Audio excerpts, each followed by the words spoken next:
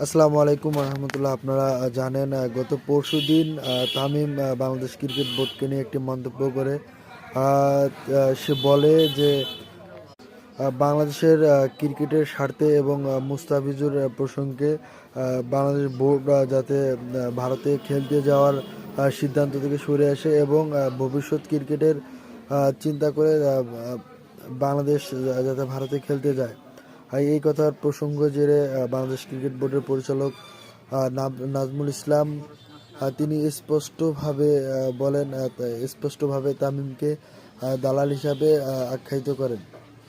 বলেন যে একমাত্র ভারতীয় দালালরাই এই সমস্ত কথা বলতে পারে, যেখানে বাংলাদেশের দেশের ক্রিকেটার, সাংবাদিক, বিভিন্ন ম্যানেজমেন্টের কর্তৃপক্ষ এবং সাধারণ জনগণ যারা ক্রিকেট খেলা দেখতে যাবে তাদের স্বার্থকে, তাদের নিরাপত্তাকে জলাঞ্জলি দিয়ে তামিম এই কথাটা বলতে পারে না। সে আসলে ভারতীয় একজন দালাল।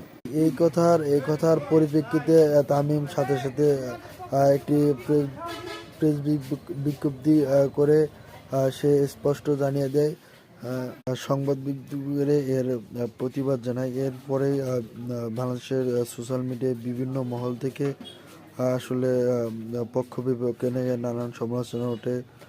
তামিমের পক্ষে তারই সতীর্থ এবং সাবেক কিছু ক্রিকেটার এবং ক্রিকেটারের স্ত্রীরাও প্রতিবাদ জানায় যে তামিমকে দালাল বলাটা আসলে মোটেই কাম্য নয় এবং বিভিন্ন ক্রীড়া বিশ্লেষকরা এই বিষয়ে প্রতিবাদ জানায়। তারা জানায় তামিম বাংলাদেশ ক্রিকেটকে অনেক কিছু দিয়েছেন এবং দীর্ঘদিন অধিনায়কত্বের ভূমিকা পালন করেন এবং সে ব্যক্তিগত তার ভান্ডারে প্রায় 15,000 রান।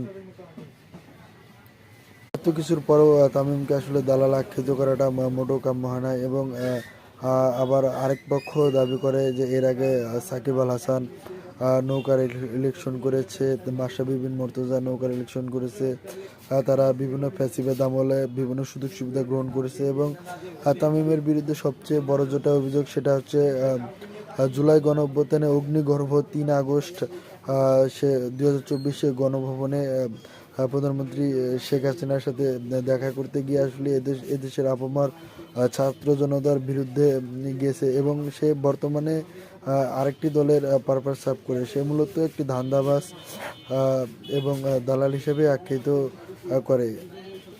সেই জন্য আমি স্পষ্ট করে বলতে চাই যে বাংলাদেশে ক্রীড়াঙ্গনে রাজনীতি মুক্ত হোক এবং যারা রাজনীতির সাথে জড়িত তারা ক্রিকেটেই মনোনিবেশ করুন। এটাই ক্রিকেটের জন্য